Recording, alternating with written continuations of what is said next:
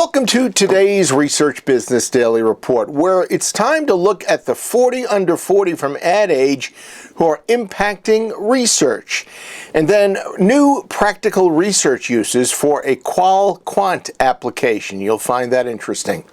RBDR is sponsored today and this week by KL Communications. Is your online community feeling a little bit stale? Well, KL Communications is ready to help you inject new life into it through the power of co-creation. And you'll find out more about that at the end of today's RBDR. Advertising Age has released its 2016 40 Under 40. It spotlights what it calls the bright young minds who are reinventing and restoring marketing's future. But there are a handful within the 40 that are also in the research realm. Among them are Jeremy Bassett, the head of Unilever's Foundry, which has found and vetted more than 3,000 marketing tech startups and 100 pilots in the last 2 years. Stefano Kim is the EVP Digital Strategy and Operations Chief Data Strategist at Turner, and he has helped launch the Turner Data Cloud data management platform.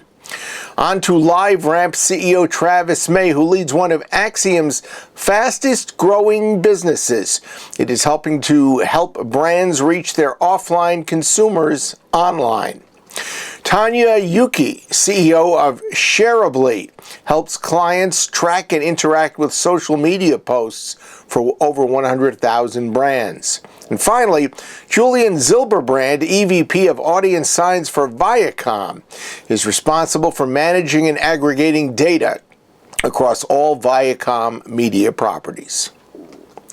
Next, AcuPOLL contacted RBDR about its qual quant approach. And I found it interesting because it's one thing to develop a new research tool, as so many companies out there are and have, but I'm in some disagreement with the research fraternity, which believes that it is okay to just bring a new technology on and let's figure out how to use it. I think it is more important to make it easy, understandable for potential users to see how the new technology or methodology specifically benefits them in particular research they need to do. AcuPOLL President Jeff Goldstein gave us an abbreviated primer about a particular qual quant technique. Essentially, we give them the confidence of quantitative research, but the probing of qualitative research instantly in one step. Okay. And what are the situations where it is particularly a good piece? Really, it's fourfold. One, when clients have an important need and failure is not an option, they have to get from here to there faster. A second, when they have lots to learn in terms of covering a lot of territory, multiple campaigns, tons of concepts. A third is when you need in-person research like taste test or concept and use or structural packaging, and you want to see the interactions. And then finally, when they're trying to pull the team together and make sure that everybody kind of hears the same thing and gets the same conclusions and drives towards action out of the research. Okay. Your sessions for AcuPOLL Live are, in essence, giant focus groups, aren't they? They provide that qualitative interaction in person like focus groups, but I think the comparison stops there. We provide a lot more confidence than you get from focus groups and a lot more control against bias. But the numbers are much larger than you normally see in a focus group. Yeah, absolutely. We generally do 2 sessions of 30 to 50 people, which is equivalent to 7, 8 focus groups on the low side, maybe 10 or 12 on the high side. Okay. And iPads have become a big part of this whole process, haven't they? Absolutely. iPads really supercharge the process. They give great features like the ability to do text highlighting on a storyboard or heat maps so that the moderator can probe based on the group's responses. They give the ability to collect all of the input and have the quantitative and qualitative results at the end of the session. And really, it fuels our predictive qualitative technique, which is very different in the industry. What are your customers or potential customers' concerns with doing a simultaneous or combination qual quant? I think the biggest thing that people try to get over is when they hear that it's qual with a large group, they think that might be a problem. But in reality, in a group of 6 or 8 people, there's a high social norm to conform, and hence a lot of group bias.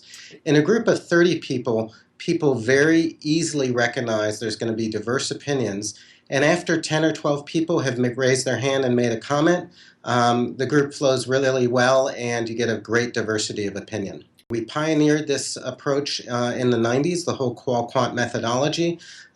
We've done over 1,000 concepts for J&J and for Kellogg's and firms like that. And then more lately, we've been doing a lot of ad development with smaller, more iterative groups. Nestle ran a commercial that was put in place quite at the last second, meaning a month or so before the Super Bowl game, and you were a big part of that process. So in short, what did you do for them, and can you just give us some of the details? So absolutely. So they had a late-breaking decision to run a Super Bowl ad. They had several campaigns they wanted to decide between, and then they also wanted help making sure that the executions really came to life and were disruptive and engaging and breakthrough enough for the Super Bowl. We thank Jeff Goldstein for his time and for bringing this to our attention. I know I learned something from it, and I hope you have too. That's your Research Business Daily Report. We've been sponsored today and this week by KL Communications, which asks, is your online community feeling a little bit stale? Well, if you haven't given the idea any thought, perhaps it's time that you do. Take a second, because online communities have been part of the research world for, believe it or not, 15 years. So if you want to do one today, and to optimally get what you can out of it, I think you need to check out KL Communications, which can help you freshen up your work in the area. It will take you way past the opinions of crowds. It will actually help you collect and use the wisdom of crowds. Following KOL Communications processes have already been of benefit to companies like Delta Airlines, Time Inc., and Bacardi. So visit the link in today's RBDR. It's both in the email that we send out to our subscribers. It's in the description box underneath today's video. And right now, it's on the screen on my right as you look at today's video. Have a great research day and rest of your week. I hope that this is a great weekend for all of you out there. And please plan to join us again on Monday.